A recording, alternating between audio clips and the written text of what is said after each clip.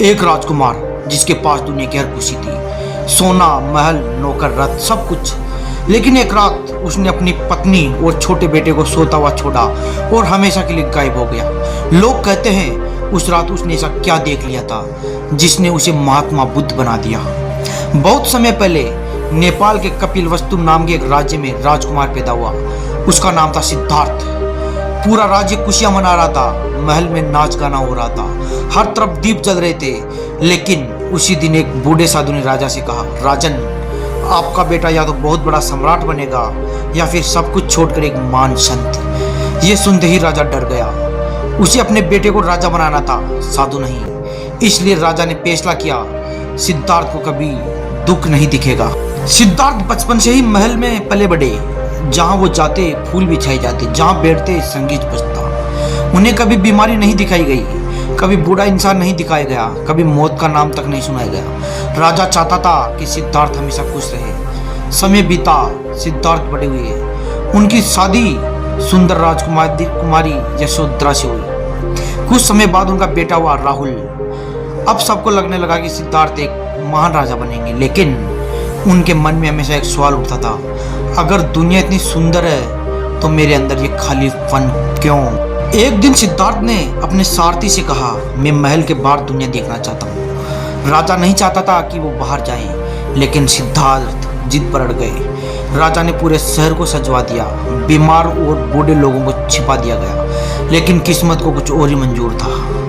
रथ पर चलते चलते अचानक एक बूढ़े आदमी के पास रुका।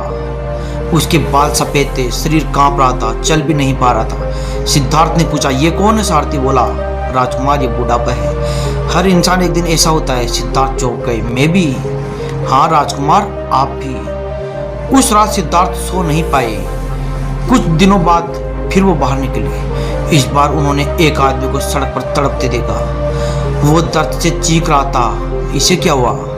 राजकुमार, ये बीमारी है, ये किसी को भी हो सकती है। सिद्धार्थ के चेहरे का रंग उड़ गया। मुझे भी? हाँ।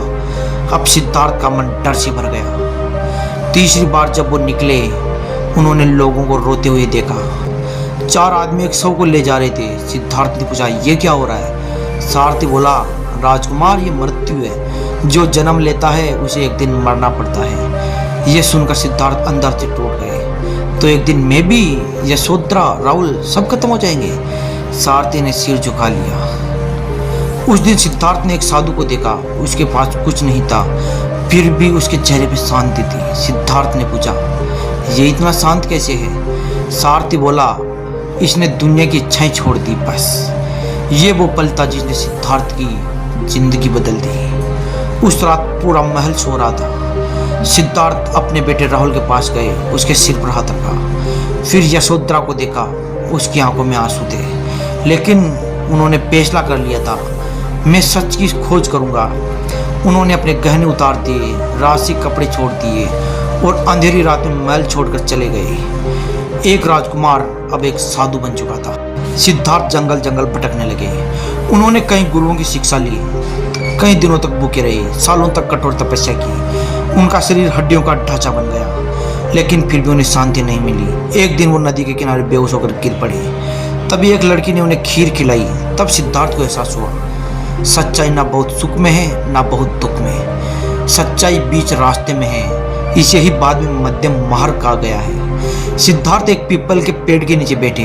उन्होंने प्रण लिया, जब तक सत्य नहीं मिलेगा मैं यहाँ से नहीं उठूंगा। रात गहरी होती गई। कहते हैं उस रात उनके मन में डर, लालच और मोह ने हमला किया। लेकिन सिद्धार्थ शांत बैठे रहे। फिर सुबह की पहली किरण के साथ उन्हें ज्ञान प्राप्त हुआ। अब वो सिर्फ सिद्धार्थ नहीं थे, अब वो बन चुके थे महात्मा बुद्ध। बुद्ध का संदेश। बुद्ध ने लोगों को सिखाया, क्रोध इंसान का सबसे बड़ा दुश्मन है। लालच कभी खत्म नहीं होता। शांति बाहर नहीं, अंदर मिलती है। दूसरों को दुख देकर कोई कुछ नहीं रह सकता। धीरे धीरे हजारों लोग उनके शिष्य बन गए। राजा, गरीब, व्यापारी, डाकू सब उनके पास आने लगे। डाकू अंगुलीमाल। एक बार एक खतरनाक डाकू था, अंगुलीमाल। उसने सैकड़ों लोगों को मारा था। लोग उससे कांपते थे। लेकिन बुद्ध उसके पास अकेले चले गए। अंगुलीमाल चिल्लाया, रुक जाओ। बुद्ध बोले, मैं तो रुक गया, तू कब रुकेगा? यह शब्द सुनकर डाकू रो पड़ा। उसने हथियार फेंक दिए और बुद्ध का शिष्य बन गया। राजा का झुकना। जिस राजा ने सिद्धार्थ को रोकना चाहा था, एक दिन वही राजा बुद्ध के सामने सिर झुकाकर खड़ा था। उससे समझ आ गया था उसका बेटा राजा नहीं, दुनिया का मार्गदर्शक बन चुका था। मरने से पहले बुद्ध ने अपने शिष्यों से कहा, अपना दीपक खुद बनो, यानी अपनी जिंदगी का रास्ता खुद चुनो। जिस इंसान के पास सब कुछ था, उसी ने दुनिया को सिखाया कि असली खुशी चीज़ों में नहीं, मन की शांति में होती है। और शायद इसी वजह से आज भी करोड़ों लोग उन्हें भगवान की तरफ पूछते हैं। अगर आपको महात्मा बुद्ध की कहानी पसंद आई तो वीडियो को लाइक करें, चैनल को सब्सक्राइब करें और कमेंट में लिखें बुद्धम शरणम गच्छामि।